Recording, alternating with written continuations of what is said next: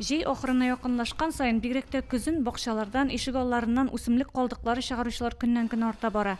Шәһәр җирендә бу проблема түгел, ә менә авыл халкы нишләргә тиеш? Шөп түгү мәсьәләсе безнең өчен мондый проблема түгел. Безнең үзебезнең түгә торган урыныбыз бар иде. Һәр вакытта кайчан барсаң да беркем дә итмәде, тик куып та җибәрмәде. Булдадыр беләттерәдер үзебез әйбәтләп, я яга идек, я ittirеп кенә куя идек. Хәзер бер инде агач кисәк өчен проблема таптылар. Кем уйлап тапты, ни өчен уйлап таптылар, аны аптыраган бу эшкә.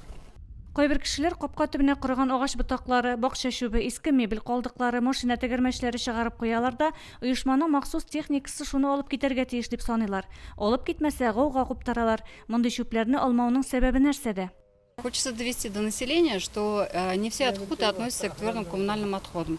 Твердые коммунальные отходы – это те отходы, которые образуются от жизнедеятельности населения. Ботва, листва, кустарники – это не относятся к твердым коммунальным отходам. Ботва и кустарники часто застревают в мусоровозах. И тем самым очень тяжело будет прессовать. За счет этого, за счет ботвы и за счет листвы увеличивается объем. И приходится водителям делать вместо 2 рейсов 3 рейса.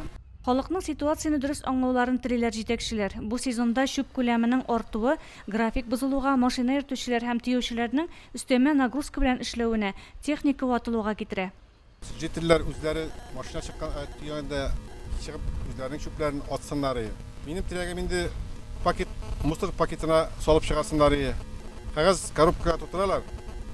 Һәм шуны подсобник дигәндә ишелеп китә, ит таралып китә инде. Аны кем җыярга тиеш? Яңгыр жауганда ул пакет эреп җибеп бетә инде. Кеше дә булмаса, без чүпне алып китәбез. Машиналарның вакытында килмәгән дигән вакытларда булды. Садовай урамында машинаның аның кашан килгәне бездән тормый. Хәзер вакытында килмәгәннең сәбәпләре беренчедән водительләр җитмәй. Икенчедән менә бу виткилар, урам чүпләре, урам үләннәре чыгару машина тула 2 сәгать ярым бушатырга барырга кирәк. Авыл җирлегендә яшәп, үләннәрдән компост ясарга, янгынга каршы махсус режим кертелмәгән вакытта саклык чараларын күреп, агач ботакларын киптереп, чүп калдыкларын ягарга рөхсәт ителә. Законодательством Российской Федерации в области обеспечения пожарной безопасности не запрещается применение открытого огня для сжигания сухой травы, листьев, растительности и веток при условии соблюдения определенных требований. А именно, сжигать можно 2 способами. Первый способ – это в яме глубиной не менее 30 сантиметров и радиусе не более 1 метра. При этом место разведения костра должно располагаться на расстоянии не менее 15 метров от зданий и сооружений. Радиус вокруг огня должен быть очищен в радиусе 10 метров и должна быть проведена опашка минерализованной полосы шириной не менее 40 сантиметров. Органик калдыкларны авыл белән җыеп, төяп алып килсәләр, полигонда аны бушка кабул итәргә әзерләр. Техника кирәк булганда, килешү нигезендә аерым техникада алып китә ала. Авыл халкы моңа ризамысың? Мен чек илтәймдән, аңа туры бит бензин кирәк. Әгәр дә бензин хан күтәрәләр икән, сөйләшергә була, абылай гына юк, кем сиңа добровольный основе мин чүп төяп, мусаҗәлгә язна кая илтәм дип, берәү дә кирәк түгел. Халык хәлне аңлап, һәр нәрсәне тәртип белән эшләсә, чүп җыючы оешма да безнең өчен барысын да эшли дип саный Тойгилдә авылында яшәүчеләр.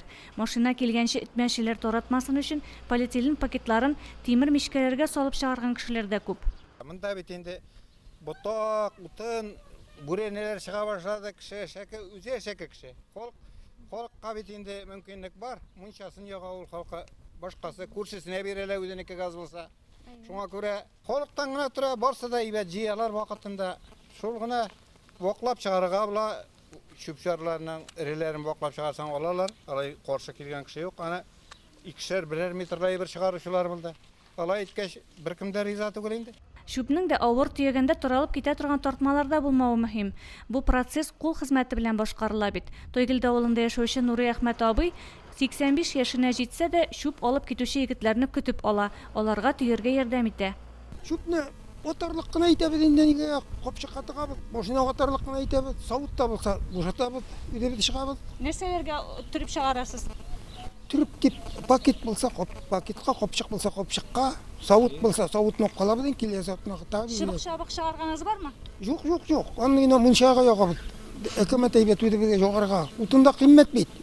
Көнкүреш калдыклары моңа кадәр күрелмәгән дәрәҗәдә күбәйгән заманда хөкүмәтебезнең экологияны кайгыртып бу өлкәдә тәртип урнаштырырга теләве барыбызны да сөендерергә тиеш. Киләчәктә чүпне икенче ел эшкәртү өчен республикабызда 2 зур завод төзү планлаштырыла. Барлык чыгымнарны санап яшәргә кирәк булган заманда көнкүреш калдыкларын да чыгару тәртибен һәр хуҗалыкта яшәүче аңлап кабул итсен иде. Гөлназ Җәлилова, Динар Нуртдинов, Мөслим телевидениесе.